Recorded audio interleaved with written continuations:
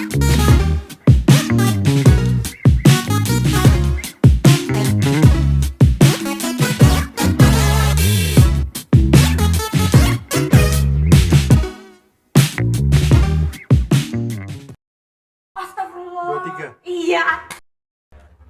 Aduh. Dokter, jangan nanti gini. Coba dengar suara dadakan saya enggak? Cepet. Roza. Halo. Dokter atau Kak nih? Sebenarnya aku itu kan kalau FK Ubaya kan Nggak akan pernah bisa lupa sama pasien ini. belajar kelompok. Aku tuh paling sering belajar kelompok. Teman itu harus kayak apa? Tetap bersosialisasi kah atau kayak udahlah pulang aja ini udah capek. Semua harus refreshing. Bener-bener setuju. Secapek-capeknya belajar ngejar FK tuh harus refreshing. Selamat datang di FK Channel Open Your Mind. Tempat kita menggali kisah-kisah inspiratif dari dunia kedokteran. Saya Natasha akan menemani kalian semua di episode kali ini dengan tema yang sangat spesial nih, yaitu perjalanan mahasiswa kedokteran dari Maharus sampai akhirnya menjadi seorang dokter. Jadi sebuah perjalanan yang panjang nih teman-teman dan penuh tantangan karena dimulai dari seorang mahasiswa baru atau disebut juga Maharu yang pertama kali menginjakkan kakinya di Fakultas Kedokteran. Perjalanan ini tidak hanya menuntut ketekunan dan kerja keras kita, tetapi juga mental yang kuat untuk mengatasi berbagai hambatan yang muncul di sepanjang jalan ini. Hari ini kita akan mendengar langsung dari dokter baru yang telah melewati perjalanan ini dan akhirnya berhasil mengambil sumpah dokter. Pertama, kita dengar dulu cerita dari Dokter Noza. Halo, dokter atau Kak nih? Dokter Kak sih, dia Kak aja lah. Lebih enak dipanggil dokter atau Kak? Kak aja deh. Kak, maaf ya dokter. Jadi, apa kabar nih Kak hari ini? Baik. Kalau Natasha sendiri gimana kabar? Sibuk sih sebenarnya karena join panitia. Tapi bentar, kan udah saling kenal nih kita, Kak. Nah, tapi kan belum kenal nih sama para pemirsa-pemirsa semua nih. Jadi kan ada pepatah nih ngomong nih, tak kenal maka tak Saya. ya, betul sekali. Jadi kenalan dulu sama pemirsa-pemirsanya dengan siapa di sini? Namaku Noza Narawang Samoyananda. Aku salah satu alumni FK Ubaya. Aku FK Ubaya angkatan 2017. Jadi waktu itu angkatan kedua sih. Angkatan kedua. Mantap juga. Jadi dokter aja ya, takut dihujat. Iya, ya sudah. Asal dari mana nih dok?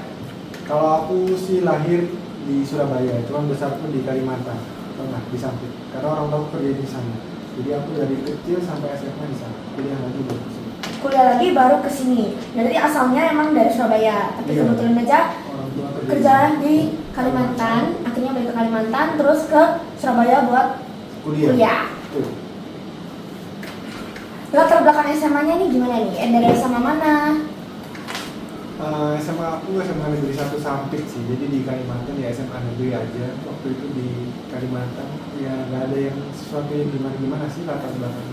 Aku cuma masuk jurusan IPA waktu itu, jadi di ruangan satu udah gitu aja sih, nggak ada sesuatu yang gimana untuk latar belakang SMA. Dokter sendiri nih kan masuk kedokteran nih. Apa alasan dokter memilih kedokteran? Kenapa nggak fakultas lain? Dari sekian banyak fakultas, dari sekian banyak jurusan, kenapa harus kedokteran gitu? Sebenarnya kalau dokter tuh udah cita-cita dari kecil, cuman seiring berjalannya waktu kan kira-kira bisa nggak ya kuliah dokter kan karena kata orang-orang berat. Terus makin besar SMA, terus orang tua juga yakini udah dokter aja nggak apa-apa karena dari keluarga kakek, dari keluarga papaku itu belum ada dokter, jadi pengen seenggaknya adalah cucunya salah satu tuh jadi dokter kayak gitu. Selain itu juga zaman dulu dokter tuh kan kalau udah dokter lulus udah pasti jadi dokter. Udah pasti jadi dokter, ya paham. Gampang. Iya. Jadi ya itu sih yang dicari kayaknya.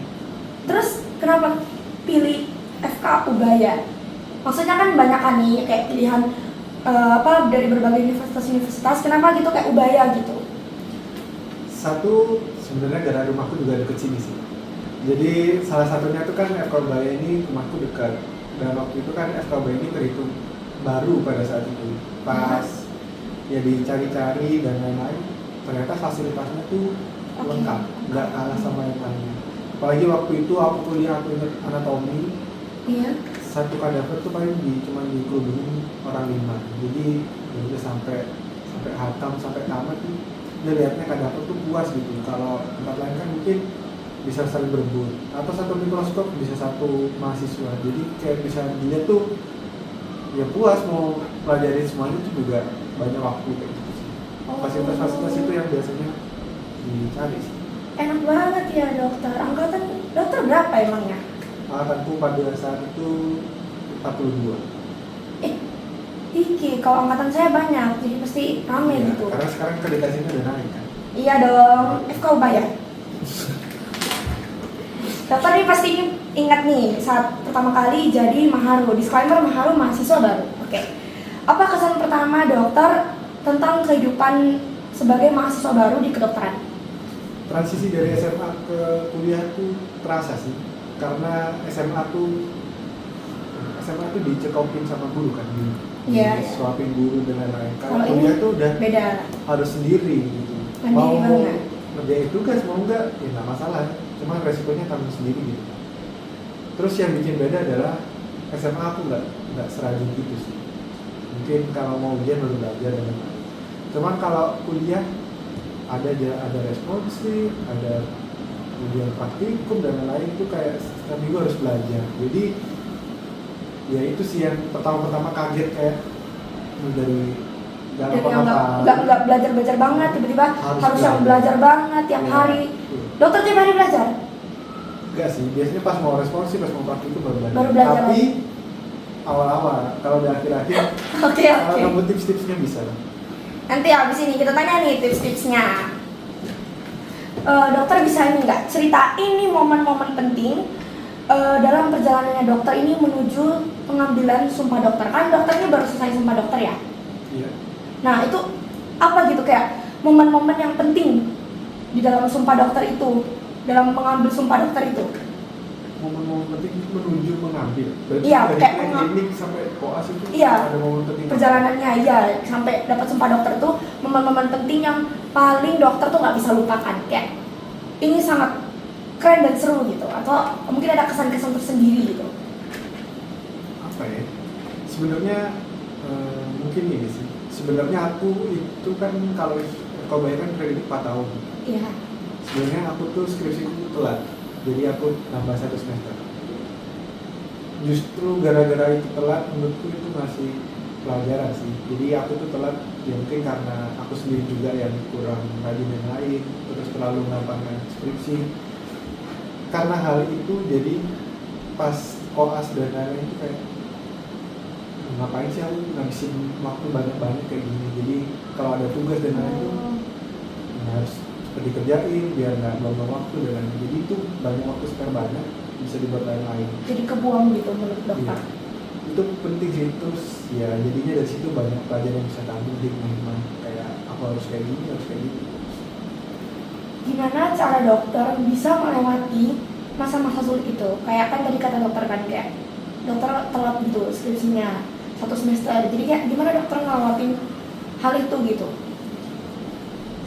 Setelah tahu aku telat, ya targetku kan memang 4 tahun. Tahu telat tuh ya shock sih, maksudnya males lah ngapa-ngapain tuh pasti. Tapi dalam waktu sebulan kayak aku mau kayak gini sampai kapan?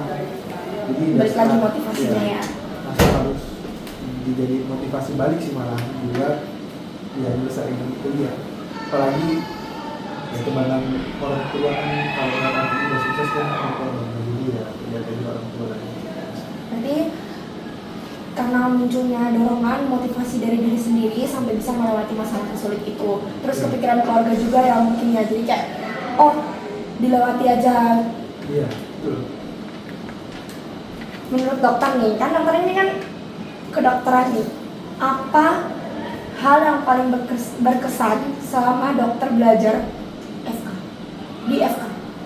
Belajar tentang kedokteran, apa yang paling berkesan? Apa ya? Ternyata setelah dijalani kuliah kan nggak seberat yang dipikirkan awal-awal sih menurutku. Kenapa gitu? Karena memang awal namanya juga transisi ya, jadi awal itu kayak bingung gitu, belajar gimana caranya gimana. Tapi kalau udah di akhir-akhir itu kayak oh paling nanti keluar ujian ini, oh yang penting itu ini. Jadi nanti pas ujian tuh nggak usah Udah nggak belajar, bingung. iya nggak belajar ngoyo gitu, nggak usah capek-capek untuk belajar. Masih banyak waktu lain yang bisa dipakai gitu. Gitu sih. Apa pelajaran atau mata kuliah yang paling dokter suka? Kan banyak nih mata kuliahnya nih. Kan ada beberapa anak-anak mungkin yang suka anatomi, ada yang suka kayak hafalan totok gitu, atau kayak ada yang suka mempelajari kayak fisiologinya atau biokimia mungkin. Anatomi. Dokter sendiri apa? Anatomi. Anatomi. Kok anatomi susah ya? Anatomi menurutku lebih paling bisa aku pelajari daripada yang lain. Anatomi. Lebih enak ya. Karena dia makro kan besar gitu, jadi kelihatan apa-apa kelihatan. Terus mungkin ada bayangannya, kayak Iya. kebayang bentukannya gimana ya? Kan dokter ini berarti udah selesai koas kan dok? Selama proses koas itu apa momen yang paling berkesan di dokter sepanjang koas? Kalau dimarahin dokter sih, berkesan pasti. Ya namanya juga koas, ya tempatnya salah ya Pak, ya. Jadi kalau di tempat koas itu kita salah, ya itu yang paling macet di pikiran, atau yang benar-benar ditanya sama dokter itu yang akan kita ingat sampai sekarang. Misalkan waktu itu aku pernah jaga IGD ya. Jaga IGD itu aku jaga dari pagi sampai malam di IGD. Pas dioperasi jam 2 ada pasien anakku kejang. Kejangnya itu sudah dikasih biaspam dan lain-lain itu nggak berhenti. Nggak berhenti. Dan DM anaknya lah yang disuruh konsul ke dokter spesialis anak. DM anaknya yang jaga aku, jadi tak perlu. Sama siang dokter, saya izin konsul sama saya diagnosa dulu. Ya udah, kamu kasih apa? Oh langsung ditanyain. Langsung. Dan itu yang berkesan sih, justru kayak langsung tiba-tiba kamu kasih apa? Oh saya kasih ini. Oh iya setuju. Kalau ini. Kok dosisnya segitu dan lain-lain. Oh ya sudah, akhirnya kebetulan tata laksana dan diagnosa lain-lain kan semuanya. Iya.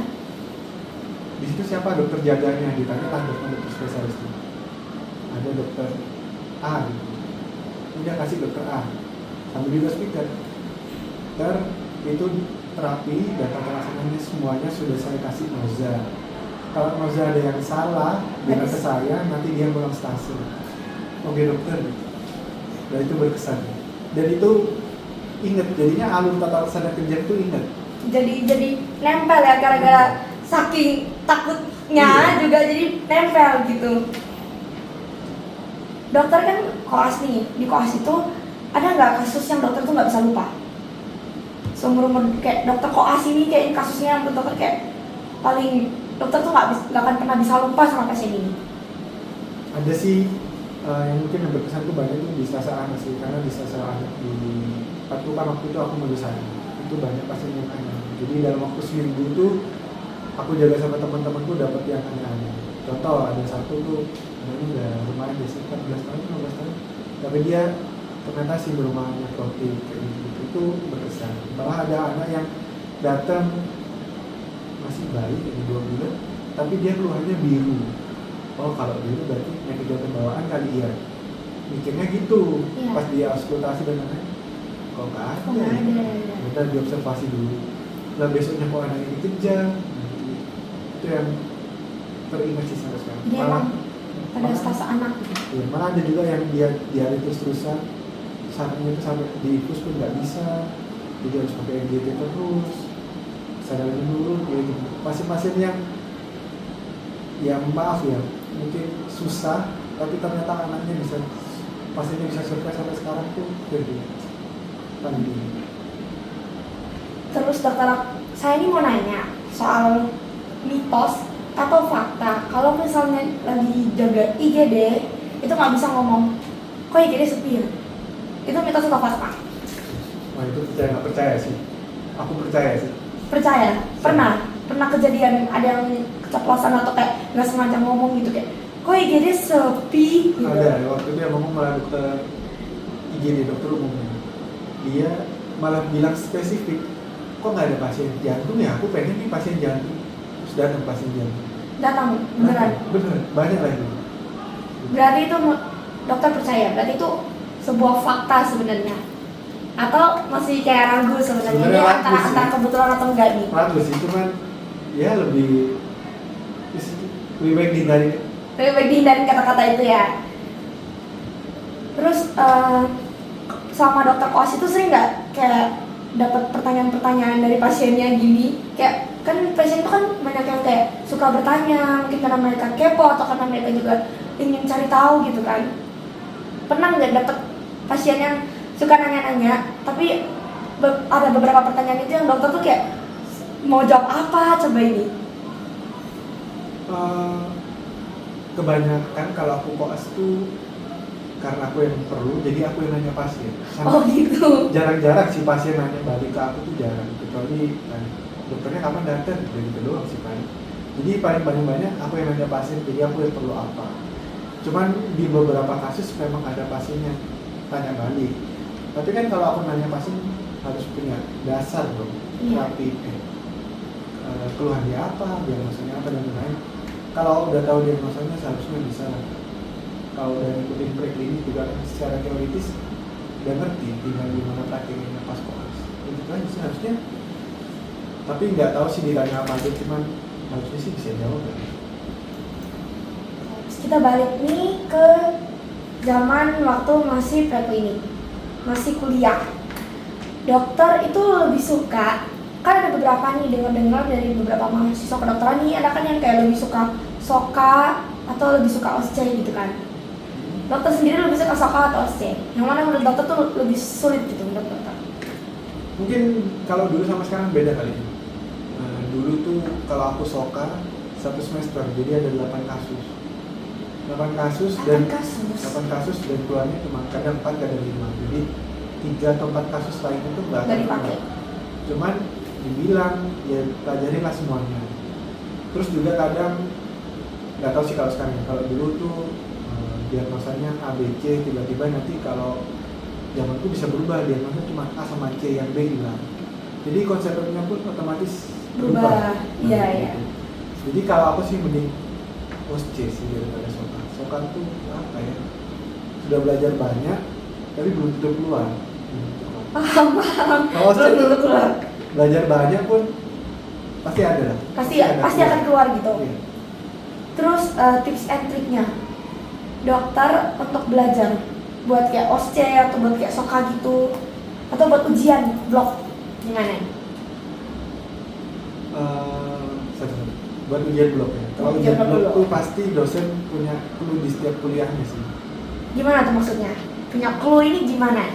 Entah itu di PPT-nya ada yang tulisannya semuanya hitam, kok tiba-tiba PPT-nya ada tulisannya warna merah, atau kalau nggak bisa dokter diulang terus bla bla bla bla, nanti diulang lagi ini diulang kemungkinan itu keluar. Jadi ya udah itu yang dicatat dulu. Kalau nggak PPT itu kan kadang udah di-share duluan, jadi dikirim. Nanti kalau emang ada dosen itu atau dokter itu bilang, ya udah ditanyain aja, kayaknya ini keluar.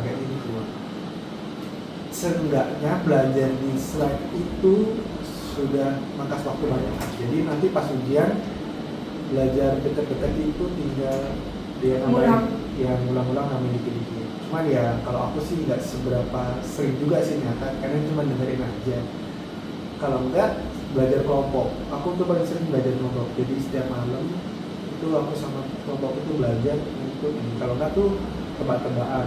Habis belajarin materi ini tebak-tebakan. Tebak-tebakan? Gimana itu maksudnya? Ya apapun yang kayaknya materi ini yang keluar tuh yang penting ABC. Jadi ya udah yang ini pelajari udah ABC itu aja. Terus gimana kalau nggak keluar dong? Ya sudah, gimana lagi, tahu sendiri. Paling remedi. Jangan dong dok. Walaupun di anak-anak kedokteran pasti sudah biasa dengan yang namanya remedi.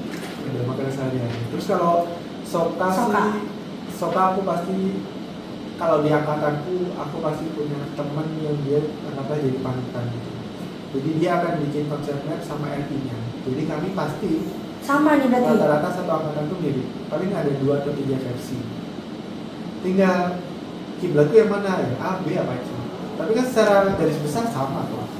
Paling beda-beda dikit-dikit aja. Jadi uh, kita ikutin yang anak satu ini, jadi udah kita belajar bareng sama dia. Oh, pembahasannya gini, cara nyampaikannya kayak gini, terus yang penting gini, terus ya udah nanti Amin 2, Amin 1 udah belajar sendiri untuk apa, terus tinggal suka. Berarti di angkatannya dokter sendiri ini solidaritas banget. Iya lah. Soalnya kayak satu yang buat, terus nanti dia nge-share gitu, buat semuanya pakai gitu. Mungkin kadang nanti bahas di kosku gitu. Ya udah nanti paling ber-10, ber-12 anak ke kosku buat bahas. Bisa kayak gitu? Bisa, sering. Sering kayak gitu? Setiap soka. Setiap soka kayak gitu? Setiap soka. Bahkan ada yang anggaplah pentolan ya, pentolan A, B, C ini juga diskusi. Konsepku gini, konsepku gimana? Oke gini. Kalau aku mah konsepnya udah ada belum? Belum. Gitu. Berarti tinggal ngikut gitu dari Tapi temen. kan tetap harus dipahami. Tetap iya, soalnya kan kalau dokter nanya juga bingung, nggak tahu jalannya gimana, pasti nggak bisa jawab ini. Kalau hafal mati doang nggak cukup. Nggak cukup. Harus paham. Benar. Kalau OSCE sendiri gimana nih? OSCE sama sih, belajar kelompok di kosnya siapa, nanti beli bahan atau enggak, kalau nggak bukan bahan tuh ya alat seadanya lah, misalkan apa infus dari botol kayak dari apa, jadi kayak ya udah pura-pura aja, dan stepnya tuh harus apa. Meskipun stepnya nggak apa, waktu itu aku cuma belajar secara garis besarnya, maksudnya oh kalau tindakan ini harus tindakan aseptik, jadi aku nggak boleh megang ini caranya kayak gitu. Kalau udah ngerti dasarnya sampai OSCE-nya pun nanti bisa lah, tinggal gimana improve pas OSCE-nya itu aja sih. Terus kayak pas menurut dokter nih, kan dari tadi kan dokter ngomong kayak kelompok belajar. Berarti buat maharu nih yang nonton nih, menurut dokter cari teman itu harus kayak apa? Di kedokteran harus kayak apa, atau sama ini? Itu pertanyaan pertama, cari teman itu harus kayak apa? Terus yang kedua itu, menurut dokter kelompok belajar atau teman-teman itu berpengaruh nggak di semasa kita kuliah kedokteran? Pertanyaan pertama, cari teman seperti apa? Iya. Semuanya harus ditemenin sih. Semuanya harus ditemenin. Iya. Cuman gimana kamu nyari teman belajar, teman itu yang enak, cara ngajarkannya itu yang mungkin dicari. Misalkan aku ada temanku A dan B, tapi aku lebih enak dengan penjelasannya si A, ya udah kamu maka belajar aja sama si A, jangan sama si B, itu aja sih. Jadi semuanya ditemenin, cuman nyamanmu di mana, apakah sama si A atau si B, itu aja sih buat Belajarnya. teman belajar. Terus teman sepengaruh itu apa enggak? Ya, teman tuh berpengaruh itu nggak buat lingkungan belajar, atau kan misalnya dokter dapat teman yang kayak nggak sebegitu rajin atau kayak malas-malasan gitu, apakah itu berpengaruh juga di dokter, atau kayak enggak, malahan kayak dokter yang membangun bersama kayak temen, ngajak teman belajar gitu, atau gimana tuh? Kalau dari aku pas pre-klinik sih, teman tuh berpengaruh untuk belajar. Kenapa? Karena aku ngeliat temanku belajar, aku sukar kalau nggak belajar. Itu untuk diriku sendiri. Iya. Jadi Bener. aku kalau lihat temanku, ada yang belajar. Aku nggak belajar ini. Ada ini biasanya santai-santai. Bener. Lebih santai dari aku kalau sekarang belajar. Ya udah, berarti aku harus belajar. Itu jadi motivasiku tersendiri sih. Itu kalau mungkin yang lihat aku, tapi kalau ada orang yang lihat teman ini santai, ya udah aku juga santai aja. Kan ada juga. Iya benar, makanya kan ya, berarti mungkin tergantung perspektif masing-masing ya. Iya. Nah bedanya pas aku buat persiapan PPD terakhir, menurutku malah aku yang ngajar. Teman-temanku kayak gimana? Jadi setiap hari sebelum bukan PPD itu kegiatanku bangun jam 7, jam 8, jam 7 lah, siap-siap dan lain. Terus aku berangkat ke kampus jam 9. Itu belajar sama teman kelompokku sampai jam 4, jam 5 sore. Terus aku pindah tempat, kalau entah kafe atau ke warung kopi, belajar lagi sampai jam 10. Terus besok ulang lagi. Ulang gitu terus? Ulang gitu terus, ya paling sebulan. Nah, itu biasanya datang pagi-pagi aku. Padahal udah janjian jam 9 gitu, tapi ya anak-anak datang jam 10, setengah 10. Nah di waktu sejam itu ya belajar sih. Jadi aku yang ngajak anak-anak biasanya. Jadi janjiannya jam berapa, tapi anak-anak kadang molor gitu sih. Jadi tergantung perspektif sih. Kalau teman belajar setengah, apakah kamu yang terpengaruh dia atau kamu yang mempengaruhi Dia. Ya, oke, paham Pak. Nyinggung-nyinggung soal jam belajar nih tadi. Dokter tuh tahan belajar berapa jam? Kan ada yang kayak tahan cuman kayak 2 jam itu udah kayak wah gak kuat. Terus kayak nanti aja lah belajarnya, atau kayak dokter bisa tahan beneran belajar duduk gitu, belajar terus gitu. Di aku dari belajar kalau ada teman ini gitu sih. Kalau aku di preklinik aku kebanyakan kan kalau belajar tuh belajar sendiri dulu baru nanti bareng-bareng sama anak-anak lain kan. Iya. Itu aku paling belajar sebentar, paling 2 jam 3 jam itu kayak udah ngantuk sih. Itu preklinik. Tapi kalau udah terakhir kemana aku belajar tuh bukan PD, kalau udah menurutku pressure-nya besar sih. Iya. Kalau harus belajar dari pagi sampai ketemu malam, atau dari pagi sampai ketemu pagi harus belajar, ya harus tahan. Tapi kalau memang ini aku dari tadi dengerin orang-orang kok nggak masuk ya udah aku istirahat. Istirahat dulu berarti. Temanku Nggak mau maksain diri. ya, temanku yang lanjutin ya udah lanjutin aja nggak apa, aku kan nggak akan ganggu mereka. Tapi ya udah aku istirahat buat panas juga sih otak, bakar kayaknya. Tapi gimana ya dok, kalau saya sendiri kan kalau misalnya kayak belajar terus itu kan kayak saya ini ngantuk kan.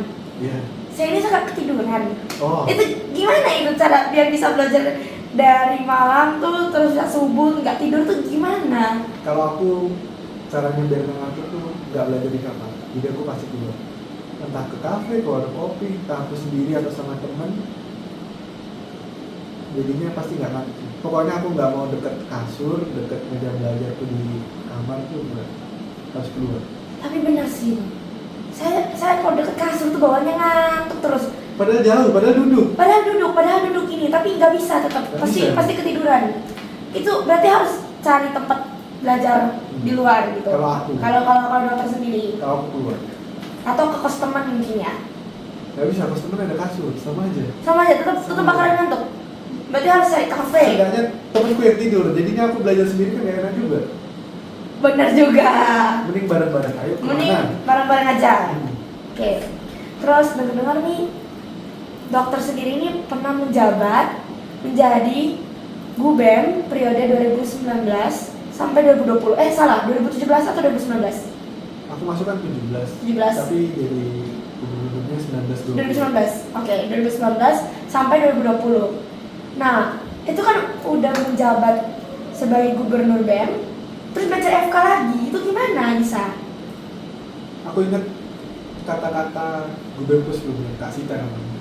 Kalau kamu ikut organisasi itu, dia bukan memotong waktu belajarmu, tapi memotong waktu mainmu. Nah, jadi ditukar aja. Memang waktu itu gara-gara aku ngurus gedung itu teman-temanku isinya kayak main, patung, apa, futsal dan lain. Ada yang datang.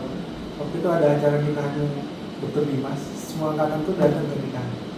Tapi aku gak bisa karena aku harus ikut. Jadi ya gimana ya? Ya udah. Waktu itu jadinya ya yang dipotong waktu main itu, teman-temanku bisa santai, anggaplah mereka nongkrong, main. Waktu itu sih nggak sebanyak mereka, cuman tetap yang utama sih dari aku tetap belajar sih. Tapi organisasi itu manfaatnya banyak. Penting nggak untuk organisasi itu? Karena ada beberapa mahasiswa yang lebih memilih kupu-kupu, kuliah pulang. Tapi kan ada yang pura-pura. Kuliah rapat. Berarti dokter lebih suka berorganisasi berarti daripada kuliah pulang belajar gitu. Berarti lebih suka sosialisasi sama teman-teman, ikut organisasi, mungkin kegiatan-kegiatan di luar. Kalau ikut organisasi itu secara tidak langsung manfaatnya banyak, apalagi nanti kalau koas. Kenapa tuh? Itu kelihatan. Kalau waktu itu aku kan yang kata sering bicara sama orang dan lain-lain itu secara penyampaian ke pasien itu lebih mudah, nggak ayu itu. Karena kadang meskipun kita paham bahasa kedokterannya, tapi nyampaikannya ke bahasa Pasien yang lisan lebih mudah tuh susah. yang bahasa yang pasien mengerti ya berarti. Ya itu yang susah. Dan belajarnya dari mana? Ya kalau kamu mau belajar nanti ya berarti belajarnya pas koas, gimana cara mau anamnesis kenaan dan lain-lain. Tapi kalau kamu udah terbiasa interaksi sama orang, banyak omong, ya itu banyak membantu sih. Dan kalau kita nanti kamu juga mungkin jadi dokter, kalau kamu udah gini kamu tuh kan jadi seorang leader gitu. Ya. Kamu ada pasien datang, ini pasiennya jawab apa enggak, atau tolong mbak oksigen, infus dan lain-lain. Jadi di otakmu tuh kamu udah punya pola pikir terstruktur kayak, oh ini pasien A datangnya dengan keluhan ini, aku perlunya A, B, C, D. Secara tidak langsung dari aku berorganisasi tuh Ngebantu. Jadi kayak pengambilan keputusan tuh Lebih cepat apa ya? cepet dan tepat gitu, enggak bener nggak ya? Aku Nggak ragu-ragu berarti. itu yang berdampak dari aku. Cuman mungkin ada orang-orang yang memang dari sana kan sudah bisa, ya sudah nggak ada masalah sih. Cuma dari aku sih organisasi penting sih. Melatih soft skill juga ya. Ya soft skill yang nggak pernah dilatih di mana-mana. Soft skill kan cuma dilatih dari ya hal-hal organisasi ini. Sosialisasi sama orang-orang biasa. Apalagi organisasi juga bisa nambah relasi teman-teman. Bener banget. Setuju. Terus Teman di pulau lain, gimana ya? iya sih. Berarti kalau dari dokter sendiri apa yang berkesan bagi dokter sama dokter itu join organisasi? Kayak organisasi apa? Terus kayak apa gitu yang berkesan mungkin dari kayak teman-temannya atau kayak pergaulannya sama yang lain gitu tuh atau gimana? Yang diingat Ya, yang seingat dokter aja. apa ya? Kalau organisasi sih yang paling punya teman banyak sih. Kayaknya itu aja. Maksudnya aku yang awalnya FK kan dulu anak paling baru di Ubaya. Mana dikit lagi ya? Sama dikit dan yaudah ini markasnya udah cuma satu gedung ini aja kan. Iya. Jadi waktu itu kalau ketemu sama Debunis dan lain-lain itu kayak, ayo Zah ikut makan di luar, ayo ikut nongkrong gitu, ayo ikut. Atau ada beberapa organisasi luar yang kalau kumpulan BMFK gitu, ayo kita ketemuan, kita bahas apa gitu. Itu yang berkesan sih, jadi nambah relasi, lebih kritis juga teman-teman pesan. Berarti ketemu sama banyak orang banget itu. Iya. Harus bersosialisasi banget. Gimana cara mengatasi? Kan ada kan orang yang kayak punya sosial baterai ini buat kayak kalau lagi di luar ini kan ada orang yang memang lahirnya udah ekstrovert banget nih, jadi kayak mau dia bergaul sama siapapun tetap kayak gitu aja energinya. Tapi ada beberapa orang tuh yang apa ya, ambivert mungkin, jadi kayak ketemu orang itu ngomong terus tapi akan capek gitu. Nah, dokter ini tipikal orang yang seperti apa, dan kalau misalnya dokter memang tipikal orang yang kayak ambivert gitu, yang kayak nanti terlalu banyak omong, itu juga habis gitu sosial energinya, itu dokter cara ngatasinya tuh gimana? Tetap bersosialisasi kah atau kayak adalah pulang aja ini udah capek ini sosialisasi sama orang-orang? Aku nggak tahu sih aku ekstrovert atau ambivert, nggak tahu. Mungkin ke arah ekstrovert kali ini. Justru aku lebih senang ketemu orang sih. Jadi kalau aku ketemu orang, aku bisa ngobrol, entah itu tukar-tukar cerita deh, atau tukar kalau ngomong pas koas pelajaran. Karena yang tadi loh pasnya itu gini, malah itu lebih seru sih menurutku. Cuman kalau ada orang-orang yang ambivert yang sosial baterainya habis dan lain ya hal itu juga bukan jadi masalah. Cuman kamu harus tahu aja tempatnya kamu bicara, tempatnya kamu harus return energimu itu pas kapan. Jadi kayak jangan apa sih namanya, jangan keluarin semuanya di awal lah. Oh iya, paham. Ya biar kamu tuh interaksinya juga bisa panjang, lama, atau bahkan ya nanti kamu bisa baru keluarkan itu semua itu sih. Berarti emang menurut dokter, kalau dari dokter sendiri, dokter tipikal orang yang kalau ketemu rame-rame malah lebih semangat. Iya. Gak habis energinya, malah lebih wow gitu. Iya. Seru dong ketemu orang, kadang diajak bercanda dan lain, seru sih. Malah Apalagi orang baru ya. bener. kenalnya kayak lebih bisa lebih apa ya, berinteraksinya lebih Iya. banyak kan. Misalnya orang baru, kalau orang lama kan kayak ini lagi. bosen. Astaga, dokter ganti gitu. Kan dokter ini udah join organisasi, terus FK lagi. Gimana cara dokter tuh membagi waktu antara belajar dan organisasi? Kayak kalau dari saya sendiri kan ada organisasi, ada belajar gitu kan, saya tuh dari saya sendiri saya tuh susah bagi waktunya. Kadang kayak saya maunya lebih mentingin belajar, tapi kan kadang ke organisasi tuh ada beberapa hal kan kayak harus cepet-cepet gitu loh, harus ini urgent, jadi kayak saya harus mendahulukan organisasi daripada belajar. Nah itu gimana caranya membagi waktu? Berhubung aku waktu itu jadi ketua, Iya. sejak awal aku jadi ketua aku udah punya proker A, B, C, D, E, dan proker-proker itu tak taruh di antara waktu ujian itu dan akhir kan. Waktu itu kan berarti pengurus angkatan 17 dan 18. Iya. Jadi sebisa mungkin proker-proker yang tak taruh itu di luar waktu ujiannya. Ya kan prokernya bulan Agustus. Oh jangan, angkatan 18 ada ujian di Agustus. Oh yaudah, kita majuin. Ujian lagi ya. Itu yang tak atur gitu sih. Cuman mungkin kan ada beberapa kegiatan yang memang harus tadi urgent dan lain. Iya. Ya namanya organisasi kan nggak mungkin kerja sendiri ya. Iya. Jadi kalau semakin banyak orang semakin cepat selesai kerjaannya. Dan kalau di organisasi itu waktu itu misalkan angkatan 18 sama 17, angkatan 18 lagi ujian, ya udahlah angkatan 17 yang beda. Maksudnya tuh ya nggak ngerti ya, ini bukan tentang tugas gue. Tapi saling backup Tapi gitu. saling backup. Jadi ya udah sama-sama nggak keteteran. Misalkan memang kalau keteteran banget ada kerjaan, ya udahlah kita harus sama-sama FK. Jadi ya sama-sama tahu lah. Memang prioritas sih tetap harus belajar daripada organisasi. Jadi ya harus belajar emang. Terus kayak kan tadi kan dokter itu ada ngomong nih soal kayak saling backup, terus kayak pokoknya intinya kalau ada teman-teman atau ada tingkat itu yang bisa bantu, saling membantu. Gimana kalau misalnya dokter nih ketemu sama teman organisasi tapi dia kayak paham lah kayak gak bisa kerja atau kayak mungkin gak saling backup, jadi dia kayak lempeng-lempeng aja kayak bodo amat lah ini udahlah. Itu gimana tuh cara kan?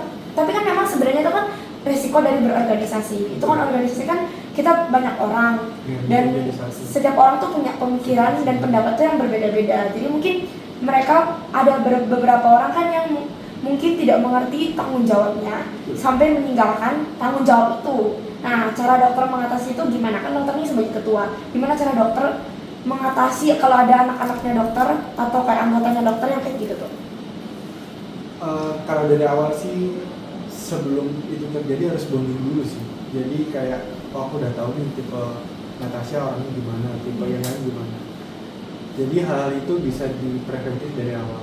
Jadi mungkin ya kalau memang kira-kira orangnya tidak terlalu bertanggung jawab, maka jangan dikasih tanggung jawab yang besar-besar. Dari awal dari itu. Iya, paham, oke.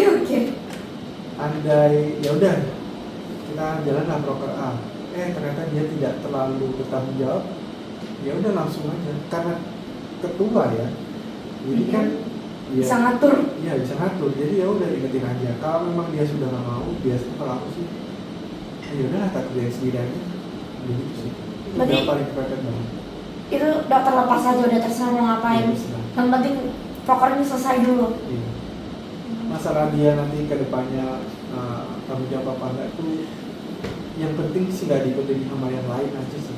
Kalau ada 10 panitia, satunya dia nggak tanggung jawab, nggak apa-apa, asalkan 9-nya tetap bisa tanggung jawab. Jangan semuanya.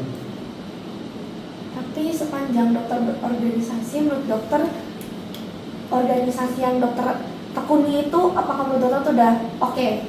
Atau kayak dia tuh dapat teman-temannya kayak gitu atau gimana? Aku nggak tahu sih, karena aku nggak bandingin sama proker lain, proker lain sama organisasi yang lain dan lain. Cuman bagiku oke sih, cukup oke. Berarti dokter dapat teman-teman seperjuangan yang enak gitu istilahnya. Apalagi kan dulu masalahnya dikit, jadi udah ketemu lagi. Bonding kan sedikit enak, soalnya kan dikit kan. Kalau kayak angkatan yang di bawah-bawah itu apa? Salah. di bawah-bawahnya dokternya kan udah makin tahun kan makin meningkat, makin banyak. Nah itu kan pasti yang jadi organisasi juga makin banyak. Itu tuh gimana itu dokter cara menangani orang-orang yang seperti itu kalau misalnya itu kayak orang-orangnya tuh makin lebih banyak gitu. Jadi intinya bukan cuma dikit orang yang harus diatur, tapi sebanyak itu. Gimana nih? Sebenarnya plus minus sih. Waktu itu kalau bantu dikit mungkin orangnya yaudah gitu aja jadi panitia. Jadi udah saling tahu, oh kamu gini orang ini, oh iya, kalau ini gini orang ini, oh ini cocok jadi ini gitu. Tapi kalau memang semakin besar dan sebenarnya bukan dicari itu semakin besar sih, tapi kira-kira kamu efisiennya dengan anggota berapa sih menurutku ya. Kalau menurutku dengan anggota 30, kebanyakan aku 20 aja misalkan. Tapi 20 kamu bisa perasaan kerja kayak orang 30, ya kenapa harus menjadi 30? Kalau aku sih gitu. Oh iya, paham. Jadi dokter lebih prefer anggotanya sedikit tapi semuanya bertanggung jawab dibandingkan anggotanya banyak tapi beberapa tuh nggak bertanggung jawab. Menurut dokter tuh buang-buang tenaga, mending nggak usah gitu. Iya. Dokter kan ini udah eskat nih, udah lewat koas juga nih. Menurut dokter lebih sulit yang mana nih dok? Belajar di saat ngejar eskat itu atau saat dokter tuh lagi di RS sebagai pas? Susah mana? Susah preklinik. Susah preklinik menurut dokter. Berarti dokter lebih suka kayak prakteknya langsung dibanding belajarnya, teorinya. Preklinik itu susah karena harus belajar teoritis sekali kan. Iya. Kalau ngomong A, ya udah jawabannya maka A. Tapi ternyata pada saat praktek bisa aja kita tanyakan jawabannya B. Itu pernah terjadi berarti? Bisa kayak gitu. Bisa kayak emang ada beberapa hal yang nggak sesuai teori kan dok? Atau kayak yang benar-benar paten teori gitu, kalau orang ini gini pasti gini nih? Ya bisa aja. Kayak banyak perancu-perancu lain kan kalau pada saat kita praktek. Jadi hal-hal yang kayak gitu yang bisa jadi bahan belajar kita. Kayak, kok gini ya? Itu yang jadi penyulitnya sih kalau di ini kayak harus hafal mati sih. Kalau koas itu menurutku lebih santai karena ya udah kita pagi akan koas, nanti kalau memang sase besar sore malam jaga ya udah jaga. Dan ujiannya juga kadang sih menurutku, nah kalau preklinik itu soalnya kan banyak ya 150 gitu. Iya. Ya terus kayak bosen gitu. Nah kalau koas itu paling ujian ya memang 1 lawan 1 dengan dokter konsulennya kan, cuman nggak kayak baca soal gitu. Jadi tuh masih bisa lah nalar dikit, kalau memang kepepet tuh masih bisa. Kalau udah teoritis preklinik itu kan Benar-benar harus hafal mati ya kayak. Ya itu sih yang beda. Jadi dokter lebih susah saat belajar eskat itu dibanding saat dibanding saat dokter koas. Iya, koas tuh santai sih menurutku. Kalau bisa dibawa santai. Mana ada santai? Menurutku santai sih. Menurut dokter sendiri santai berarti ya. Terus nih dokter sepanjang koas kan dokter kan ada teman-teman koas tuh. Menurut dokter kayak teman-teman koas itu membantu nggak dok? Maksudnya kayak dokter bergaul dengan teman-teman koas gitu tuh membantu atau kayak dokter lebih mending kayak individual gitu? Ada nggak dokter yang kayak individual gitu selama koas? Teman koas pasti membantu sih. Gimana pun kalau kita kan 2 tahun itu ya udah teman koasnya satu kelompok, ya udah itu sampai selesai. Jadi ya gimana kamu bonding sama mereka, gimana cara kamu ngerti, belajar gitu dari mereka itu lebih enak. Dan beruntungnya kelompokku isinya orang tak doang, tapi satunya cowok. Jadi kalau cowok kan lebih enak ya. Sedangkan temanku yang itu 3-nya cewek, 1-nya cowok. Nah, yang cowok ini kan kasihan. Kayak ya gimana cowok sama cewek gitu. Nah berhubung aku ada temanku cowok, jadi itu lebih enak sebenarnya berarti menurut dokter ya. Iya. Dan apakah bisa individual pada saat koas? Enggak sih, menurutku enggak. Karena ya di akhir hari ada yang gede ya kita kan bareng. Kalau kamu mau sendiri nggak bisa. Nggak bisa bertahan ya kalau sendiri. Berarti preklinik maupun udah koas atau udah sampai lulus atau udah jadi dokter atau gimana pun itu tetap kerjanya dokter lebih memilih untuk kerja itu sama teman-teman dibanding individual. Iya, kan sama teman-teman sih. Beban kerja kebalik, nggak pusing kayak gitu. Terus gimana tuh kalau dokter kayak menghadapi kayak ada temennya kayak individualis banget, nggak maunya menang sendiri gitu, kayak aku belajar sendiri, aku tahu sendiri, jadi nggak bagi ke teman-teman yang lain. Itu kan ada kan dokter orang kayak gitu. Kalau memang misalkan dia yang pintar dan dia individual gitu ya. Kalau memang dia sudah seperti itu ya sudah, nggak apa aja sih. Dia kan anggaplah dia nggak ngaruh juga ke hidupku. Kalau memang dia mau ngasih ya syukur, kalau nggak ya udah disyukurin aja.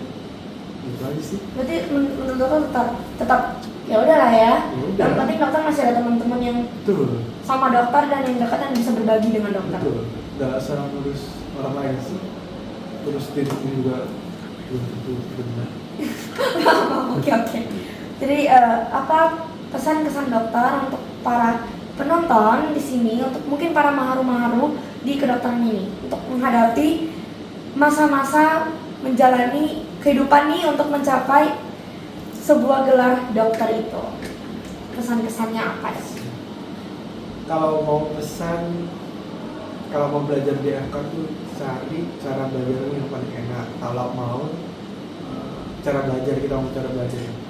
Kalau kamu memang doyannya belajar sendiri, ya nggak apa-apa, lakukan belajar sendiri. Kalau kamu doyannya belajar kelompok, ya carilah tempat kelompok. Kalau kamu doyannya belajar di luar, ya belajar di luar. Atau kamu punya tips-tips belajar yang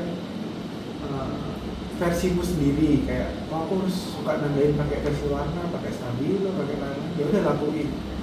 Yang penting itu bisa membuat kamu lebih gampang lebih gampang belajar.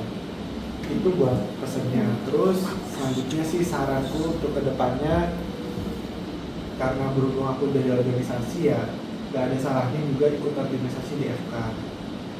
Ya seperti yang tadi tak bilang, sedikit banyak tuh akan membantu juga kok pada saat kita koas. Interaksi sama orang, gimana cara menyampaikan, gimana cara mengambil keputusan, itu yang hanya diajarin di organisasi. Soft skill kan hanya diajarin di organisasi kalau kita kuliah. Kalau hard skill, ya aku yakin sih semua anak yang bisa masuk FK pasti hard skillnya juga oke lah. Dengan gimana cara kamu interaksi sama orang, percaya diri, ya itu yang dicari. Terus pesannya apa lagi? Apa lagi ya? Refreshing, jangan lupa. Semua harus refreshing. Benar, setuju. Capek-capeknya belajar FK tuh harus refreshing. Aku aja waktu itu kan PD. Minggu pertama kan OSCE, baru minggu kedua CBT. Habis OSCE aku main PS. Rental PS sama teman-temanku buat refreshing. Besoknya baru aku belajar lagi. Berarti abis OSCE main dulu baru belajar buat CBT. Iya. Daripada stres, mending kita main dulu biar bisa masuk materinya ya, bener. Daripada seharian tuh kayak di rumah terus tidur kan. Jadi OSCE aku bener nggak ya? Malah overthinking sendiri ya dokter ya. Jadi ya udah dialihin aja, refreshing. Ya mau apa, nonton kayak makan kayak, ya carilah hobinya masing-masing apa. Terus ya udah sih itu aja sih, selesai lah kuliah. Kebanggaan orang tua. Oke, jadi podcast kita sudah selesai. Terima kasih dokter. Terima kasih juga para pemirsa di sana. Jangan lupa like, comment, and subscribe akun Kalbaya. Sampai jumpa di podcast selanjutnya.